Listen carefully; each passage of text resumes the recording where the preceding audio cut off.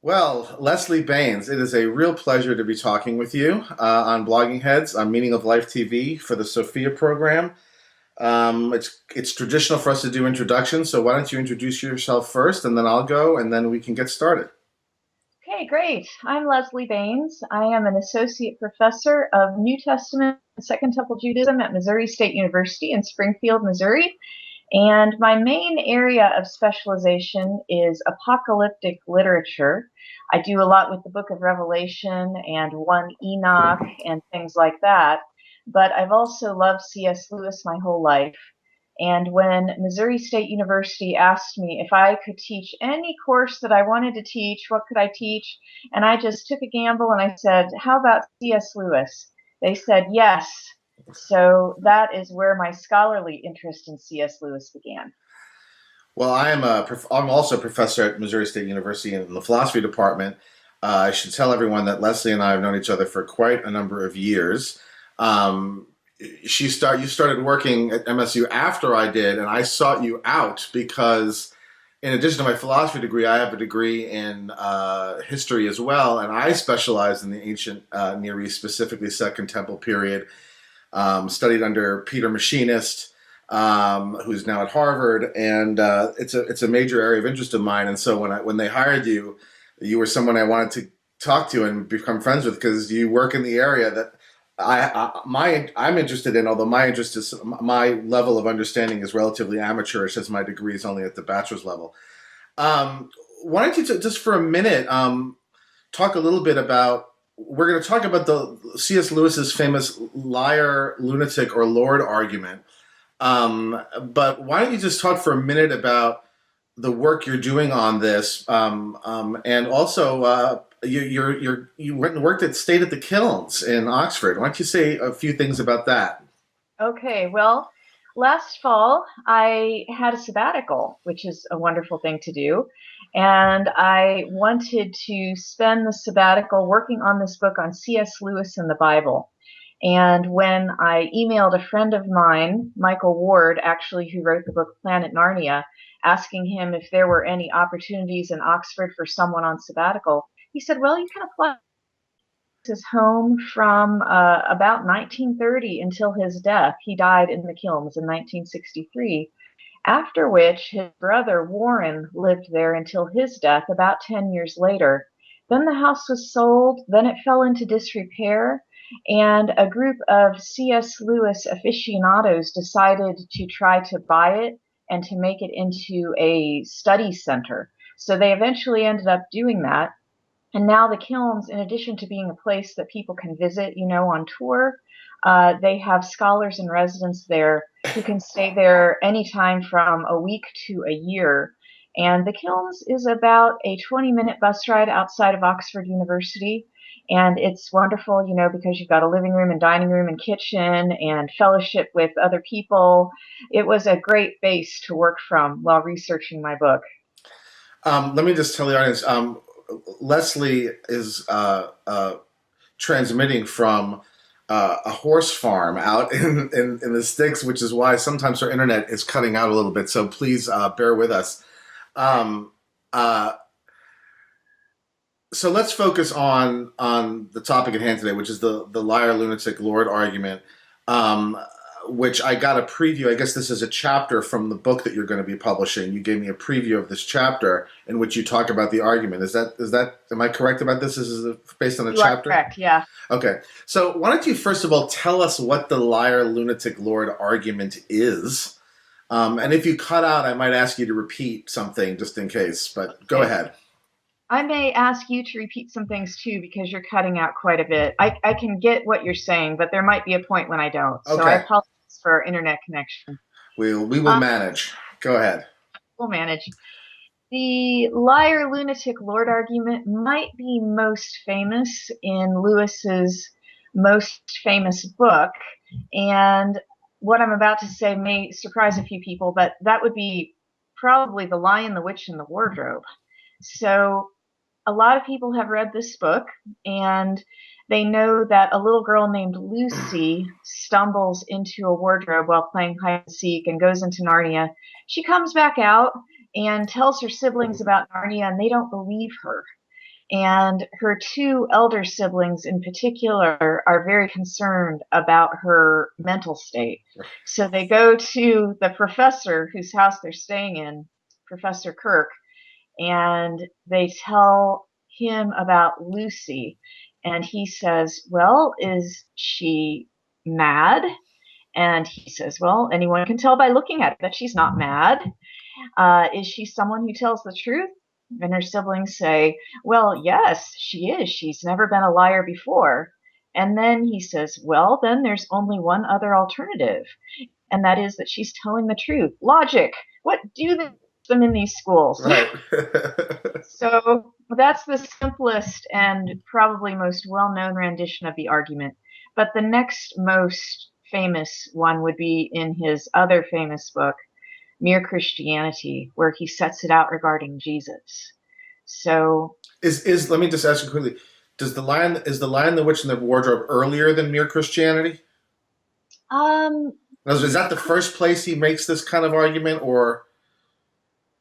well, Mere Christianity first was given as a series of radio broadcasts early in World War II, and then was only published in the early 1950s. And The Lion, the Witch, and the Wardrobe came out in the 1950s. So I guess I'd have to say that Mere Christianity was first. So he probably said it. He said it in the broadcasts, Yes. but it may not have been published until roughly the time, or maybe even a little after Lion, the Witch, and the Wardrobe came out. So go ahead and explain what the argument is, how the argument goes with respect to Jesus. How the argument goes with Jesus? Right. Okay. So he says that Jesus went about saying that he was God or the Son of God or something similar. And he says that there are only these three alternatives about Jesus. Either he was a lunatic, and Lewis said on the level with the man who thinks that he's a poached egg, Uh-huh. or that he is evil, wicked, like a devil of hell, or he is who he says he is. And Lewis wants the main point of the argument to be the next part that I didn't treat in my work, and that is that no one can call Jesus a great moral teacher and not accept the claim that he said he was the Son of God. In other words, you can't say he's a great moral teacher and not say that he was God. And I'm not, like I said, going for that part of the argument. Right. Just looking at the first premise, Jesus went about saying that he was God.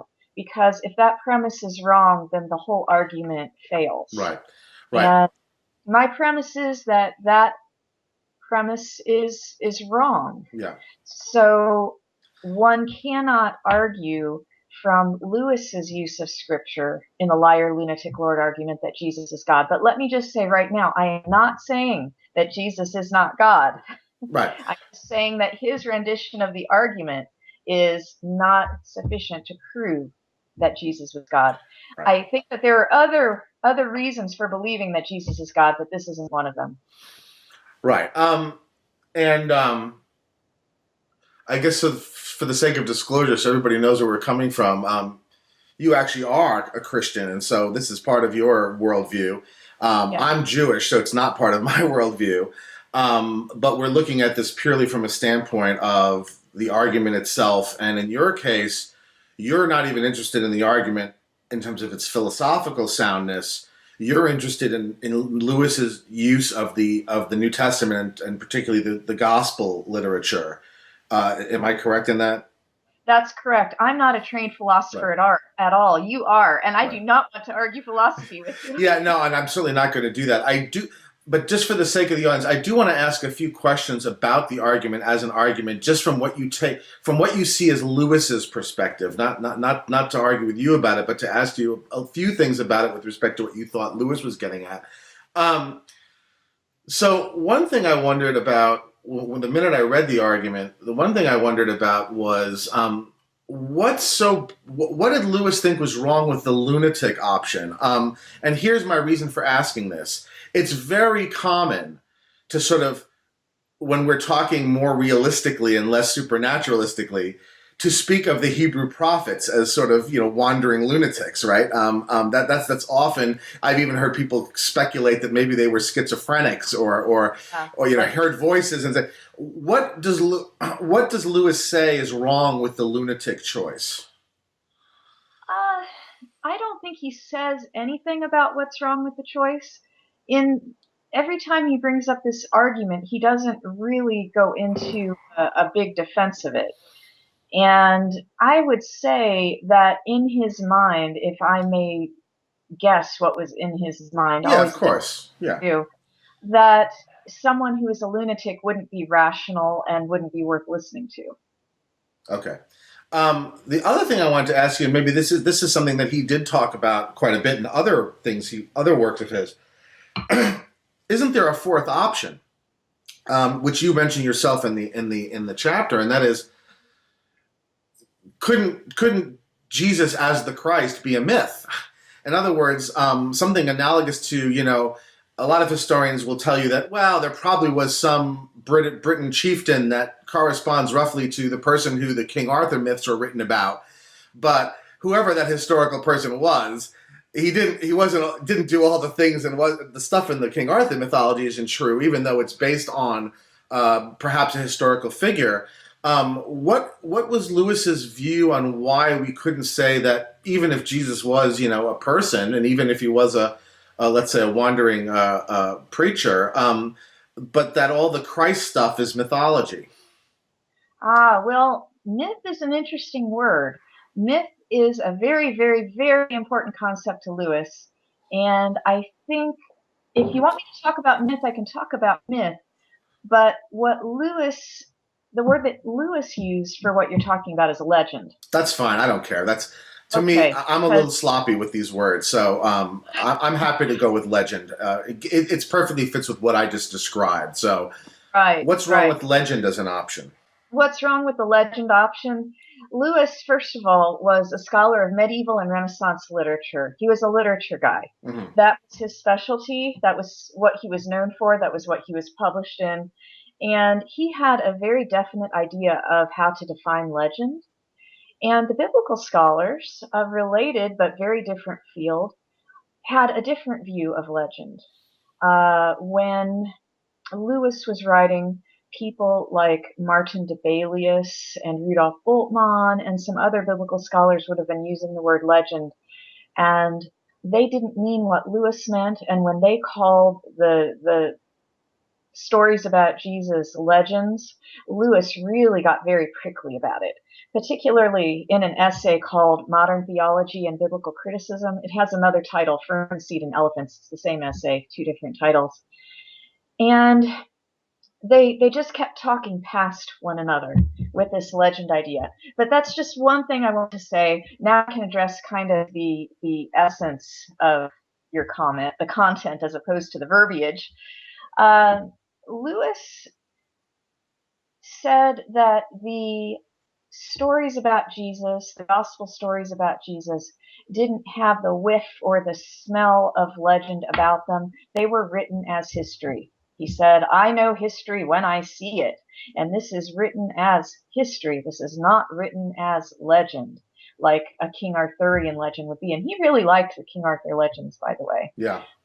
So he argued on the basis of literary genre, his understanding of literary genre, rather than ideas of history, if that makes sense. Yeah. That's very interesting for a number of reasons. One reason that I'm interested in that is because um, evangelical apologists like William Lane Craig and others will often argue using a kind of a literary analysis of the Gospels that it's really history and not another genre, and therefore must be true. Um, what always puzzled me about that is that, if you know anything about ancient historians like Tacitus and some of these others, they weren't doing history in the sense that modern people mean history. I mean, one couldn't just simply read off of Tacitus or Suetonius and say that, okay, well, we know that this happened and this happened and this happened because Suetonius says Livia poisoned so and so. And so, do you think Lewis wasn't aware of this, Or do you think this is something where he just didn't want it to be true? Well, there's a yes and a no. Yes, he was completely aware of it, and in several places he said the ancients didn't write history the way we write history, and we cannot read uh, historians Tacitus and Suetonius the way that we read histories today. But he did not ever apply that to the Gospels. These days, biblical scholars look at the Gospel genre as being bioi, What does that where mean? bioi, the biography, we Mm, get biography from it, hmm bioi, bioi, the plural. So the genre of ancient biography has had a lot of study lately, and we know that ancient biographies were not considered to be factual history too. Right, But Lewis just seemed to have a blind spot there because he was perfectly aware of how ancient historians worked. He was a great classicist. right. Fair enough. He was not a philosopher, and he was to some degree an apologist. So we can give him a wide latitude, at least for the purpose of the discussion. So let's get to the meat of it then, to the meat of your critique. Um, Maybe start talking through some of the key elements of your analysis of why you think Lewis makes a basic mistake when he suggests that Jesus asserted that he was God or the Son of God or any of these locutions that would imply his divinity. Why don't you go through your key points in whatever you think the most rational order is? Okay. Well, I think probably the best place to start is with the Synoptic Gospels versus the Gospel of John. And got to explain what the Synoptic Gospels are. Synoptic is syn with or together with optic to see. It means seeing things in the same way. And the Gospels of Matthew, Mark, and Luke see the life of Jesus in very much the same way. So they're called the Synoptic Gospels. Biblical scholars today, I'd say probably 90% of biblical scholars, believe that Mark was written first and that Matthew and Luke used Mark to craft their narratives about Jesus.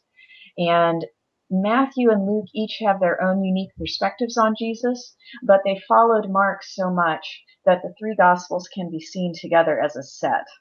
So we need to start there with the synoptic view of Jesus. And then once we get that down, we look at the very different view of Jesus that the Gospel of John has. And the Gospel of John is so different from Matthew, Mark, and Luke that it's not considered one of the synoptic Gospels. Right.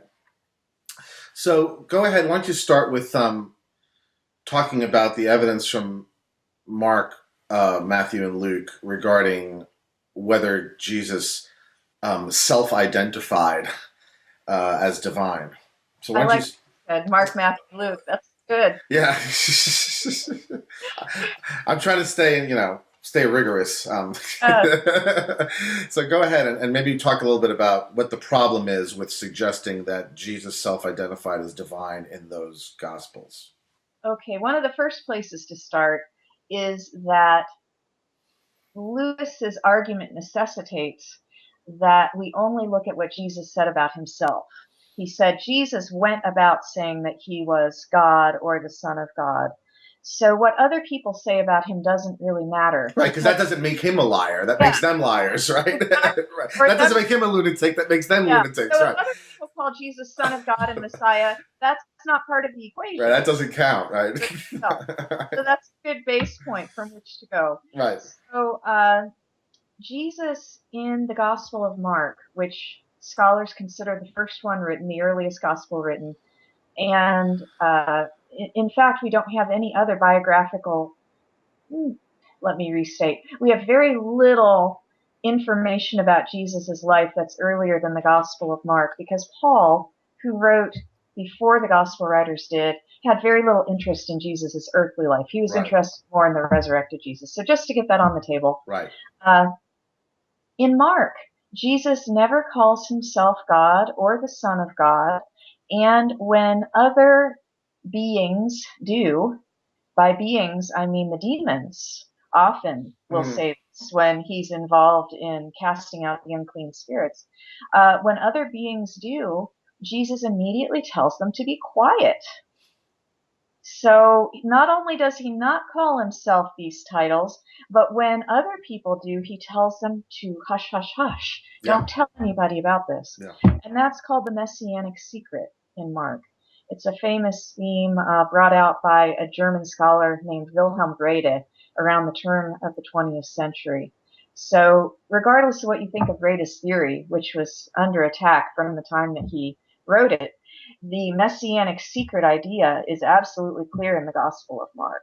Is the impression that's given, I haven't read through the New Testament enough times to be familiar enough with it and remember, is the impression that's given when he shushes them that he's shushing them because it's not true, or that he's shushing them because this is something that's not supposed to be publicly known yet? I don't think he's shushing them because he doesn't think it's true. Because right at the beginning of the Gospel of Mark, if you read some of the oldest texts of the Gospel of Mark, it says this is the beginning of the Gospel of Jesus Christ, the Son of God. So if you take Mark 1:1 as including Son of God in the beginning, and that's a textual critical issue. Mm-hmm. Some of the old Greek manuscripts have it, some of them don't. Mm. Mark wants you to know right away that Jesus is the Son of God. And I think it's clear throughout the Gospel of Mark that Mark believes that Jesus is the Son of God, and that he wants you, the reader, to know that Jesus is the Son of God. Okay. But again, it's a really different thing Yeah. than Jesus going about saying that he is the Son of God. Right. And then you have to ask, what does it mean to be the Son of God anyway? Right, which we'll get to, and which I want you to talk about that because that's very interesting and stuff that a lot of people probably don't know. So does this carry on in Matthew and Luke? Is there also a failure to sort of an absence of self-identification in Matthew and Luke as well, or are there some things there that are a bit more ambiguous? It mainly and generally carries on, but there are a couple of things in Matthew and Luke that are a bit more ambiguous. For instance, in both Matthew and Luke, Jesus has this little monologue where he talks about how no one knows the Father but the Son, and no one knows the Son but the Father. So obviously he's calling himself the Son of God there. Okay. So the conclusion we draw from this bit is that in the Synoptic Gospels there isn't really any sort of direct, clear self-identification on Jesus's part of his divinity. However, one might say that there are things he says from which one could reasonably infer that he thought that about himself. Yes. Okay, so that's fine. Let's now talk, and now this becomes really sort of a relevant point, and that is, even if he said it, did it mean what people like Lewis think it means? And so maybe now you can talk a little bit about what expressions like Son of God and also Son of Man, right, because he did identify himself explicitly as the Son of Man. Maybe you could talk a little bit about what those sorts of expressions would have been taken to mean in the Hellenized Jewish world that Jesus had come into. Okay. Should we explain Hellenism? Yeah, please. Okay. And maybe say a few things about its effect on Judaism. Because okay. I don't think people know that, Judaism now is the Judaism that came out of the rabbinical tradition. Some people know that that's the tradition that comes out of the Pharisaic tradition within Hellenistic Judaism. What people may not know is how many different kinds of Judaism there were in Hellenistic Judaism. And so maybe you could say a little bit about the context in which we're talking. So Hellenized basically means Greek. And this form of Judaism comes directly out of the conquests of Alexander the Great, who died in the year 323. Alexander the Great, as a lot of people know, was great because he was such a conqueror. He was great for so many reasons, but he conquered a great deal of the Mediterranean world, all the way to India. Yeah. So as he moved through these lands that he conquered, he spread Greek culture and language, and this is called Hellenization. So it took a little bit, but eventually the entire, what we call the Greco-Roman world, was Hellenized. And the Romans themselves were heirs of this Hellenistic system, and they had a great respect for Greek literature and art and And philosophy. philosophy, yeah, yeah. Yeah. And my students are always surprised when I say, even in the Roman world at the time of Jesus, if anyone wanted to communicate with anybody, they didn't use Latin, they used Greek. So we've got this Hellenized system here. So we call it Hellenistic Judaism from the time of Alexander the Great, who also conquered the land that we know as Israel today, and up through the Roman period. It's all Hellenistic Judaism. It's greatly influenced by Greek ideas, philosophy, etc., etc. So, And maybe say just a couple of things about the way in which the Hellenization of Judaism affected. In other words, how did something like Christianity arise out of a Hellenized Judaism? What were some of the ideas? And because this is going to go directly to how people understood things like Son of God, Son of Man, etc. How did that Hellenization play out in such a way within Judaism, such that A, you can get something like Christianity out of it, and B, how people would understand expressions like Son of God, Son of Man, etc. well, the most famous son of God would have been the Roman emperor. He was the guy who is known as the biggest, most important son of God in the Greco-Roman world. And And the emperors were deified, right? it depends on which emperor, what time. Right. Hold on, you're just cutting out. Okay. Hold on, that's good. We're doing all right. It only happens a few times. Yeah, I was thinking that it looked better, actually. It did. It's all right. We only missed a tiny bit. So just again, you were saying some emperors were deified, like Augustus was deified. Yes, after his death. Right. Um, uh, so this was something that people would say about emperors sometimes, that they were sons of God. And you think that sort of seeps into that way of talking seeps into certain sects of Judaism? Some people think that it does. Yeah. Also, it was a concept that was relevant in Judaism before Judaism was So Hellenized. maybe talk about that a little bit. So Yeah. there's stuff in the Tanakh. Yes. So maybe you could talk a little bit about that, because that might be something that would help people to understand what it means in the New Testament. Okay. Some people may have read the Hebrew scriptures, the Saul and David cycles, where the people are asking for a king. And there are different views in the scriptures about how and why they're asking for a king and how God reacts to it.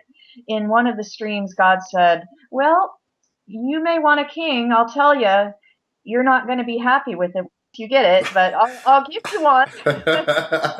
God, that's true, isn't it? Here that God should be the king of Israel. So in the Hebrew scriptures, the king is seen kind of as a viceroy or a deputy for God, and he is typically the son of God as well. And that expression is actually used. Yes, Yeah. yes, we can see this in the Psalms, for instance.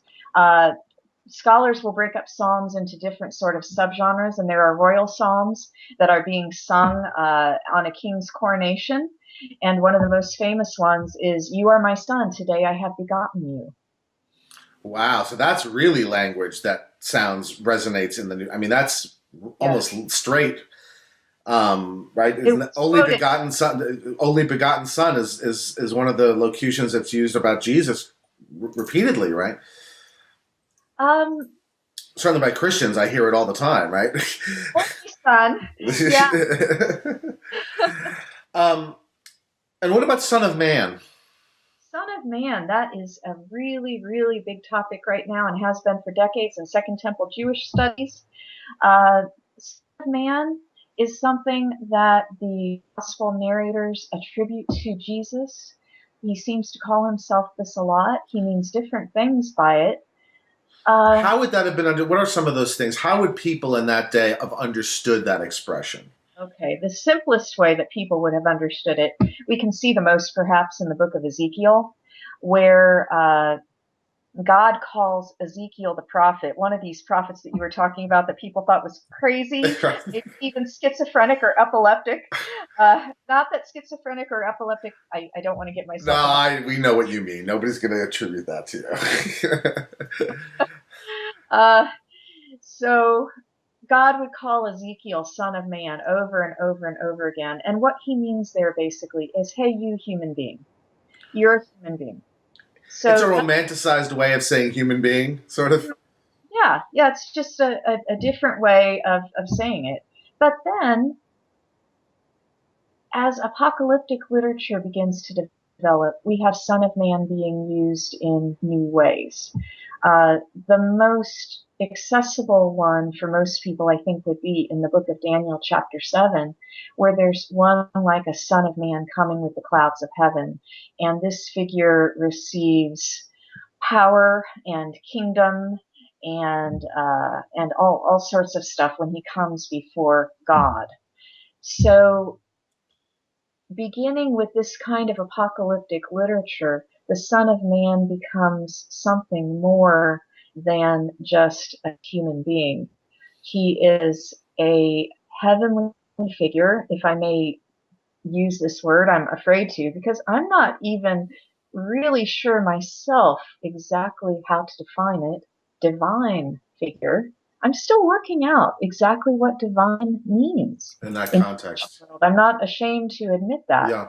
but at least a glorified heavenly figure. So let me Some ask, so let me just very quickly, just so people don't get lost. So the Son of Man expression is pre-Hellenic.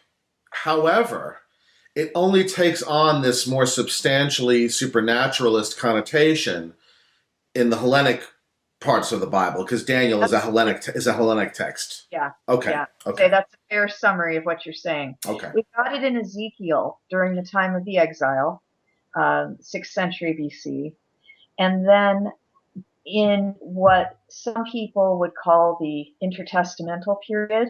I'm only using that because a lot of people know the phrase. It's gone dead out of fashion in biblical studies. Right, but it's actually pretty descriptive. It's a good, I think, for ordinary talk. It's a good word. Yeah. Yeah. Get into issues of canon there and normative canon that didn't exist at the time. It's a little anachronistic of a term because we didn't have testaments at that time. Right, of course. So we need to stay on topic here and Yes. not canon. Yes. Yes. So in this apocalyptic literature, like Daniel, that is being written in the mid-2nd century BC, No, you're good.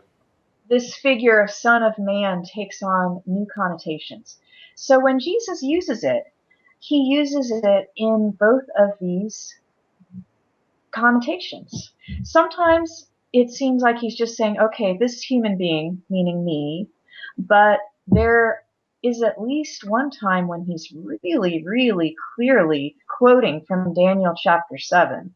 And that time would be in the Gospel of Mark at his trial when the high priest is saying, are you the Son of the Blessed One?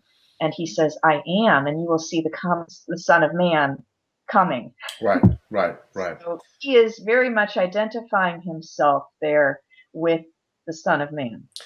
Now, but even with this Hellenized supernaturalist sense of Son of Man, that's not the same thing as saying that somebody's God, right? Absolutely not. So we want to be clear that even if you get this much mileage, it's not getting you the mileage that Lewis needs to get. Is sort of what you're getting at. That's perfect. Right. That is absolutely perfect. Yes, because the Son of Man figure is always a subordinate figure to God, divine but not ontologically equal to God. Right. Is there any? Let me just ask you, and if you don't have anything to say about this, it doesn't matter. But I'm just curious: is there any parallel between this and sort of the Christian sort of innovation upon the Jewish concept of the Messiah? That is, that a concept that started off as being relatively more mundane and terrestrial increasingly gets more supernaturalistically inflated until finally you get to Christianity and it's now God himself. Is that sort of a fair parallel to make? That's exactly what happens. Yeah, sometime in the early second century, Son of Man begins a trajectory down to meaning Jesus as a human, and Son of God begins a trajectory up as meaning Jesus as a divine figure. So, Right. yeah. Okay. Okay. So, in a sense, and is there any? Do we know? Is there anything? Is this just? Do you think? Was this just a natural evolution out of the Hellenistic way of thinking about these things, or was there something distinctive to the Jewish Christians, so to speak, that caused them to push it all the way to the end? Or is this, for example, is this stuff that you would hear coming out of the mouths of Essenes or of any of the other sorts of uh, uh, sects that we think of as closer, maybe in a lot of ways, to what would become Christianity? Or is this something really unique to the New Testament? Oh, it's not unique to the New Testament at all. No, we see this language everywhere. Okay. So remember, well, I don't think we can really talk about Christianity as a separate group distinct from Judaism. I don't want to put myself on the line here. At least up to the Jewish War, probably even later than that. The idea of the so-called parting of ways Mm-hmm. between Christianity and Judaism, it's a big topic. When did it happen? Why did it happen? How did it happen?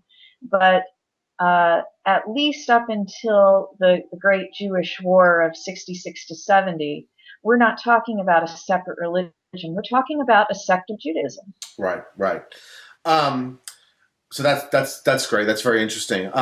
So let's just sort of encapsulate this, and then we'll talk about. You should talk about John. So tell me if I've got your argument sort of right so far. Um, in the Synoptic Gospels, there is very little by way or to none of direct self-identification by Jesus as God. There are things he says that might indirectly suggest this. He does use expression "Son of Man," which can have supernaturalist connotations, and people say of him that he's a son of God. Um, but what you want to say is that even if we take those expressions with their most supernaturalistic connotation, that's still not enough to get Lewis's "Jesus says I'm God." Is that in a Exactly. sense what you're saying? That is exactly what I'm saying. Okay, so now how does John fit into this picture? Okay, so John is not a synoptic gospel. And it's later than the other ones. It's dated Uh, later. yeah, standard biblical scholarship dates Mark around 60s to 70. The other two synoptic gospels, Matthew and Luke, to the 80s, and John to the 90s somewhere. Okay. So it is later, but I do want to say that just because it's later, that in and of itself is not an explanation for its higher Christology. It's seeing Jesus as being closer to God, because you can look at Paul, who is the Right. earliest Christian writer Right. and it's Right. very high Christology. Right. Right. Right. Well, yeah. The only reason I mentioned it's dating is because if Mark is the earliest, and then we take Mark as a source for Matthew and Luke, and John is the latest, it is the furthest away from Mark, right? I mean, in the sense of, yeah, yeah. Um, um, and so it does reflect some kind of evolution, right? I would say that's fair. Okay, so what is it about? So what does Jesus say about himself in John?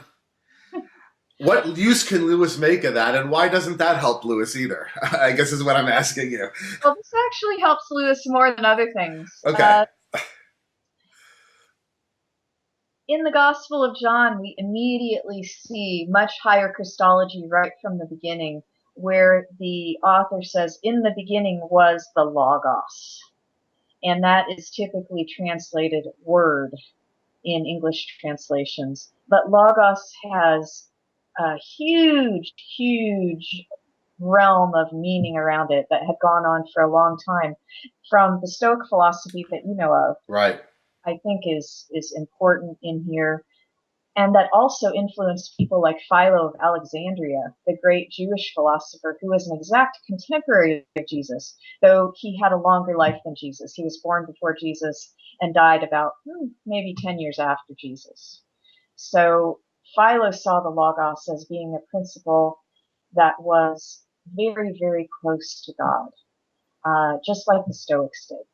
So Jesus never calls himself the Logos or the Word, but right from those first several words in the Gospel of John, we see this is going to be different.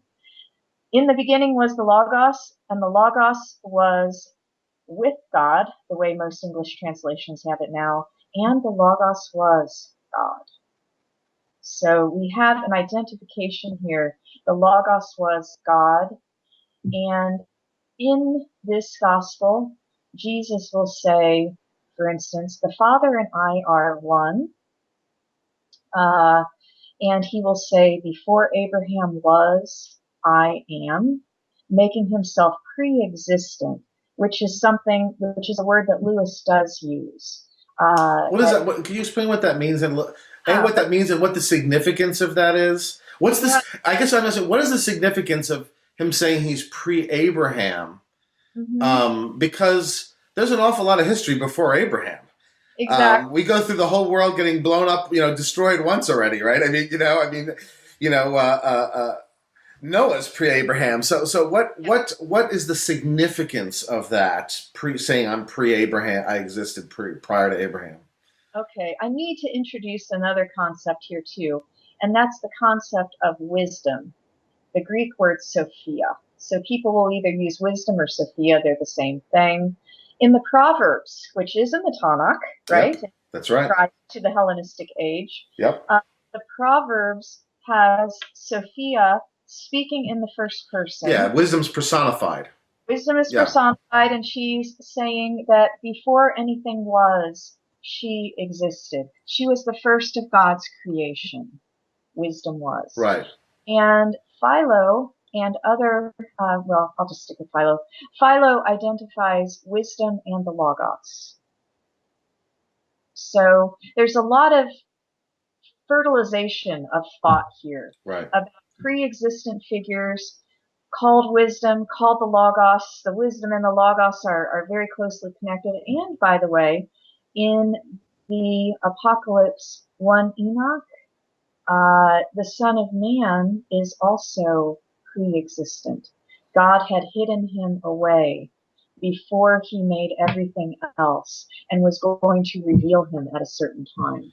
But is the idea of pre-existence considered a sort of a characteristic that indicates divinity? Is that the significance of it? What's the significance of it? It depends on how we define divinity. I always keep coming back to that. Yeah, no, that's good. Yeah, because for the Jews, that those lines in Proverbs are understood as meaning that as Torah, right? Yes. Right, yes. And so that's not a person. I mean, it's personified, and interestingly personified as a woman, right? But it's not taken by Jews literally as meaning that it's actually a person, but it's simply a characterization of Torah. That in a sense, the law existed before it was given at Sinai, right? What was the significance for Christianity, for the writers of the New Testament? What would that have meant? What's the significance of a pre-existent claim? A pre-existent claim here, as it develops later on, would be that there is some kind of being who is with God before the beginning of creation. So then why wouldn't he say, I was prior to Adam? Why would he say, I'm prior to Abraham? Good question, because Abraham is the father of the Jews. Yeah, but he's late, man. I mean, there's a lot of people before him. Noah's the father of humanity. Why wouldn't he say, I'm prior to Noah, right? Yeah. Do we know this, or is this just, do we know why, or is it just, we don't? In the Gospel of John, John uses a lot of figures. Jesus is also compared to Moses. I Jesus see. is compared to Abraham. And, so big shots in a sense, that makes sense. Okay. So Jesus says these things about himself in the Gospel of John. So why isn't that enough for Lewis? Why can't say, okay, my case is, my as long as the logic of the trilemma works, there's nothing wrong with my first premise, and that is that Jesus called himself God. What's wrong with it? What's wrong with, why is John not good enough? Why is John not good enough? Okay, well, here,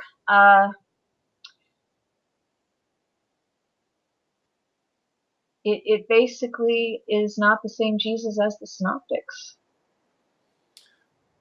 We cannot have. You think you're in the sense that you're saying that John cannot even be reasonably claimed to be historical at all, and is that what this is going to come down to? That the synoptics at least have some claim to being historical, and John does not, or is there something else going on here that I'm not getting? Okay, there was, and maybe among some scholars still is, an idea that John may be completely worthless in terms of history. A group of scholars that you'll find claiming that, or very close to that, would be the public statements of the group called the Jesus Seminar, that a Yeah, lot of people might be familiar with. yeah. Robert Price and a number of others, I think. John Dominic Yeah, yeah, Crossan. yeah, yeah, yeah. Yes. Yeah. So uh, there's a lot of diversity within the Jesus Seminar, but in the public statements of the Jesus Seminar and in some of its most prominent figures, they will say John is basically worthless historically. But I would say no, John is not worthless historically, or to put it positively, there are things in John you could definitely uh, take as historical. We can get into a different conversation about what it means to take something as historical. I understand, yeah. But so But then what is your argument? I mean, because the conclusion I got from your chapter was that Lewis's first premise is fundamentally flawed. But if you don't agree that sort of John is completely worthless, then what do you mean when you say that Jesus in John is not the Jesus in Mark and Matthew and Luke? I didn't quite understand that then. sure, okay, that's a good question. Uh, the Christology of the Synoptics is basically that Jesus did not go about saying that he was God or the Son of God, and that when he did, he told people, or when anyone called him that, he asked them to be quiet. The Christology of the Gospel of John, on the other hand, is exactly the opposite. John goes about not only accepting these titles, as we can see right from the very beginning of the Gospel of John when he calls his disciples. They call him by various names, and Jesus accepts them all. And then he himself says things like the Father and I are one, and so on and so forth. So, in my opinion, and I'm open to argument on this, definitely, in my opinion, you can't have the same figure doing both things. And so, yeah, so there's a contradiction, right? Yeah. The question then is, why do you privilege the picture of Jesus that's in the synoptics as opposed to John? That's why I asked you about the question of historicity, right?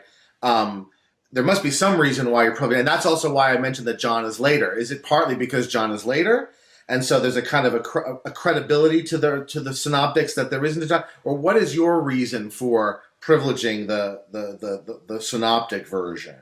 And my reason for privileging the synoptic version would be that even though the synoptic version of Jesus would not be a videotape or a photograph of Jesus, we can't take it as being flat-footedly, literally what Jesus said and did.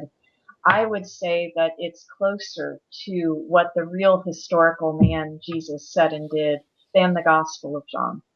On what basis? And you could be somewhat general, but I don't expect you to go into all the details. But generally speaking, on what basis would you do you think that as a historian and a scholar yourself? What? Mm-hmm. I would say that the Gospel of John would be more a reflection on the significance of who people are seeing Jesus to be. Here's why I'm asking, because the Pauline literature is earlier than all of it. Mm-hmm. And there it's full-blown Christ, God, all that sort of stuff. It is. So given that it's the earliest, why wouldn't one say, Well, John is probably the right one because he's reflecting what the earliest Christian literature we have says. And maybe all the stuff in the synoptics is just biography that nobody has but we wish we had. And so we just made up a whole bunch of stuff about this guy's life. But really the earliest things that we know about him is that he's God. Yeah, well, I don't know of anybody, any Christian anyway, who would say that the synoptic stuff would be just stuff that you make No, up. of course not. No, I'm I, asking this from the sort of from playing history, sort of. yeah, yeah. Um, And many Christians, I think, do say that. And I believe that though Lewis did not say this in any way, he himself is doing it. does he use John more than the synoptics in his arguments? Um, I would have to go back and, count the scriptural references, What's but your impression? I mean, I don't expect you to do that. I my mean, impression would be that he's about half and half. But the thing is, his unconscious mindset is definitely reading the synoptic gospels through the lens of John. And many, many Christians do that, up to the very highest Christians. Uh, could get myself in hot water here, but Benedict the 16th came out with a couple of books on Jesus. And Benedict is a fine scholar in his days as Cardinal Ratzinger yeah. and before that. But it was very interesting how when he tried to read the synoptics, he read them with a mindset or a lens, like if you want to call John rose-colored glasses, perhaps. He's reading them through the rose-colored glasses of the Gospel of John. And it's something that is so endemic to Christians Right. because Christians want to see Jesus as he is portrayed in the Gospel of John, since the Christological councils have defined him as one in being with the Father. Okay. We get the closest to that in the Gospel of John. So let me ask you. I mean, we do. We're certainly not going too long. So let me ask you maybe to talk a little bit about the way we use the New Testament to tell us about historical matters. If I was to ask you, why, somewhere in the chapter, I think you said that we can reasonably think that some of the things that the gospel says about Jesus are historical, that they really occurred. If I was to push you and say, well actually, why should I think that? Why should I actually think that there was any such historical person at all, given that aside from the New Testament and maybe a reference in the Mishnah, where it's not even clear that it's the same person, we don't have any. I mean, Philo never mentions him, and he's a contemporary. The stuff that's in what's his face, Josephus, is largely believed to be added afterwards. Why should that? That's what the scholarship I've heard says that those are later additions in Josephus. Why should I think, other than people saying, well, it's not the genre of myth, it's not written like myth? What reason should I have for thinking that any of it's true or that Jesus existed at all as a historical figure? Okay, well, let's start with your sources here. In addition to the Mishnah, we have several references from Roman historians speaking about the first century. Could you say who? Because this is interesting for the audience. So who mentions Jesus other than the Mishnah and the New Testament? What Roman sources? And Suetonius. Tacitus and Suetonius. Yes. Okay. Now, admittedly, both of them are writing in the second century, but they're writing about the first century. Okay. So we have two separate incidences. One of them speaking about the Great Fire of Rome and the persecution of the Christians in the aftermath of the Great Fire of Rome, and another one speaking about Claudius expelling the Jews from Rome in the year 49. Claudius, it's about a certain Crestus, and most people think that this is upsets or a fracas about Christ. So those are the two references that we have from that are outside the New Testament. Yeah. Is there archaeological evidence? Well, depends on who you ask, right? So people who say there is, what do they point to typically? What do they point to? Well, I can't say that we have any archaeological evidence that points directly to Jesus, but we have archaeological evidence that backs up things Stuff about that's in the gospel narratives. the world. Okay. I think that this is very interesting, and I could do an entire separate dialogue with you on this because I think that people don't know how ancient history is done, I know. and what kind of evidence there is.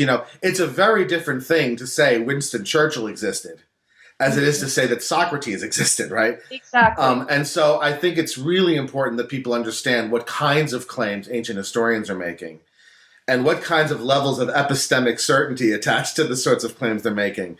But that's beyond our scope today. So when you use the Gospels as a historical source to try and base claims upon which people should think that the historical Jesus did or said various things, how do you parse it? How do you make use of the text Mm-hmm. as a historical document? Okay, there have been a bunch of criteria that have been developed over the last number of decades, and I even teach these to my freshmen in my introductory New Testament courses. Um, First of all, you start with the accepted notion of the synoptic problem, that we've got these gospels that all say different things about Jesus, and that three of them at least, Matthew, Mark, and Luke, have a literary relationship with one another. And it seems most likely in most cases that Mark is the first one. And then you look at other sources that you might have that would be independent references to things. And you need to look at each question specifically, sometimes down to the very word. The more specific and precise you can be in asking your question, the more you can do with it. So, for instance, I'm having my students right now write a paper using the criteria of the historical Jesus on whether or not the real man Jesus, as opposed to the gospel writers who wrote about him, said that Jesus disapproved of divorce and remarriage. So all three of the synoptic gospels have Jesus saying that if one spouse divorces another, that it's a bad thing for them to get remarried. Interestingly, Paul also reflects this in 1 Corinthians chapter 7, and I believe that most scholars would say that Paul is an independent source. Paul wouldn't have read the Gospels. Because he's earlier than the Gospels. It's earlier than the Gospels. Would the Gospel writers have read Paul? That is up for debate. I think it's quite possible that they would have. But let me just continue on with Go ahead.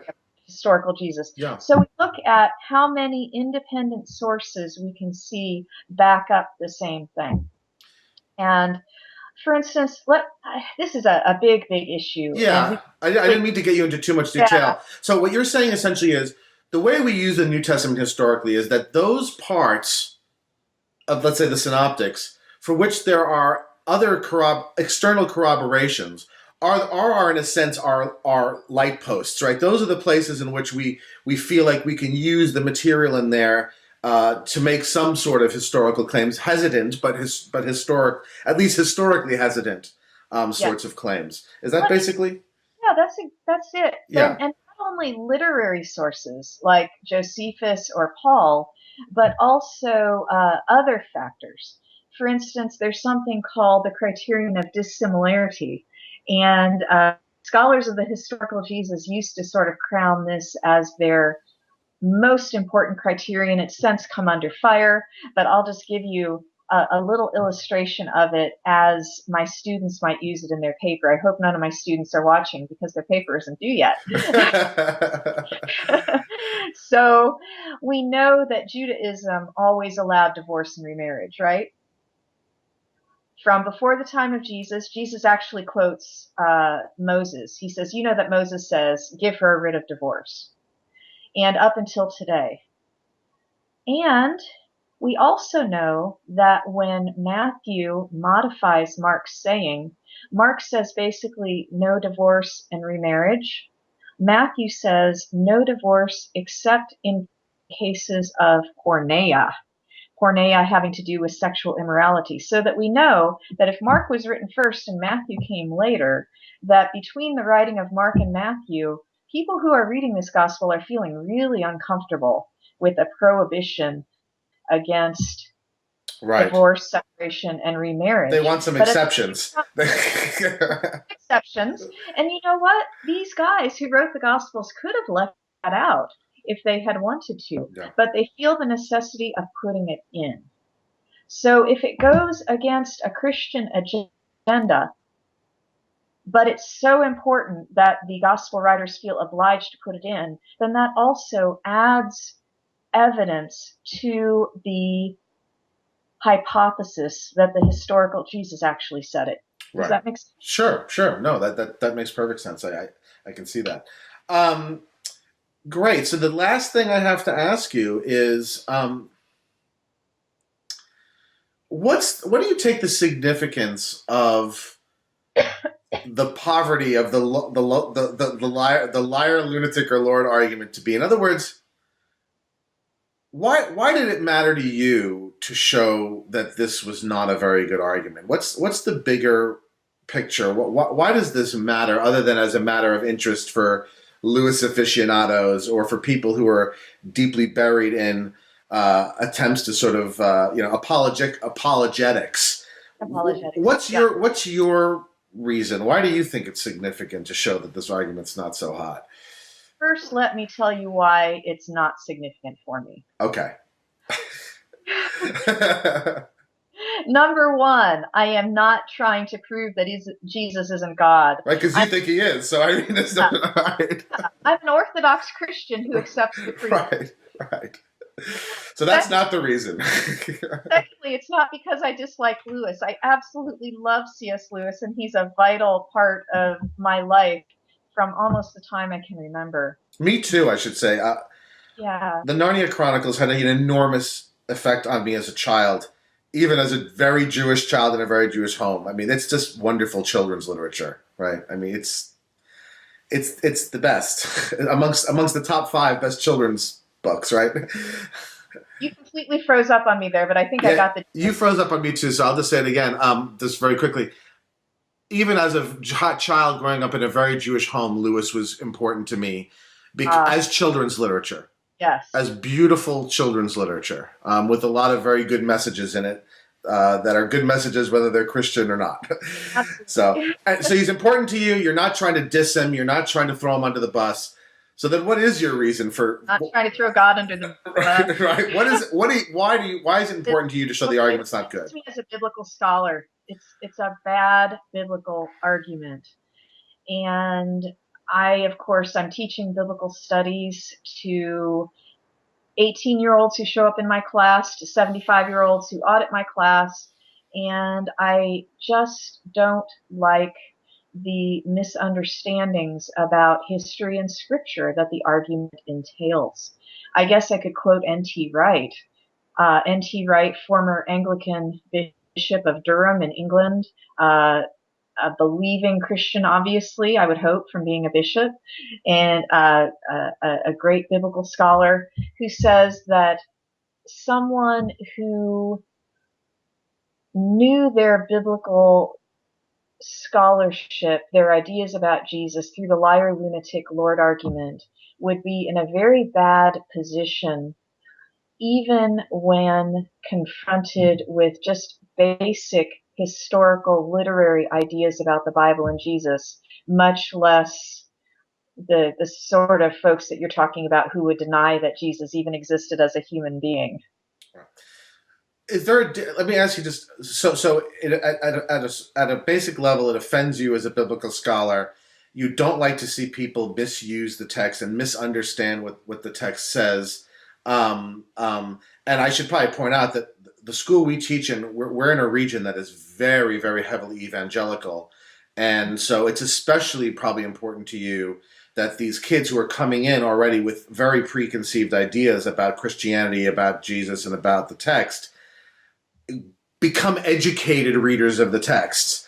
But let me ask you this, is there anything a little deeper? In other words, do you dislike these sort of attempts to use the text for these kinds of apologetics, that in a sense to do these sorts of proofs?